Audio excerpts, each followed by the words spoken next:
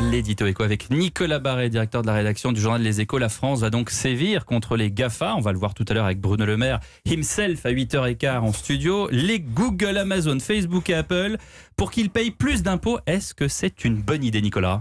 Alors écoutez, c'est une très grande spécialité française qui est examinée ce matin en Conseil des ministres, un nouvel impôt. La fameuse taxe sur les GAFA donc est censée rapporter 1,5 milliard d'euros. Alors effectivement, est-ce que c'est vraiment une bonne idée ?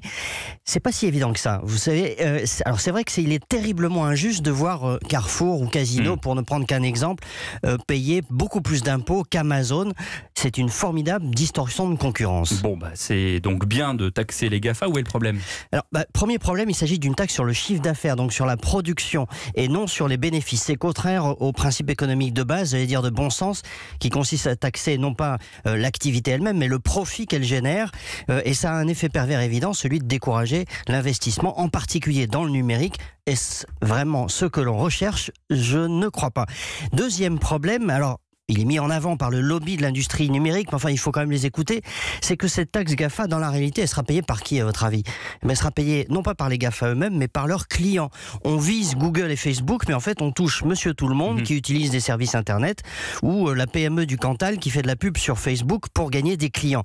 Selon les calculs du cabinet d'avocatage, là encore mandaté par l'industrie du numérique, 95% de la taxe sera payée par les clients et 5% seulement par les grands méchants GAFA. Est-ce vraiment ce que l'on veut ? Je ne crois pas non plus. Bon, d'accord, mais on fait quoi alors ? Eh bien alors, la réponse du gouvernement consiste à dire, tant pis, cette taxe a peut-être des défauts, mais on la fait quand même.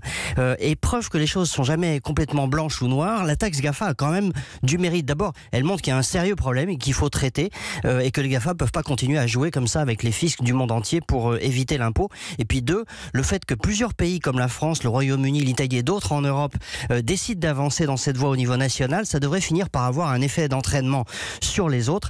La taxe GAFA est donc bourrée de défauts, vous voyez, mais enfin si elle peut avoir pour vertu d'accélérer l'harmonisation fiscale en Europe, eh bien tout compte fait, ça se tente.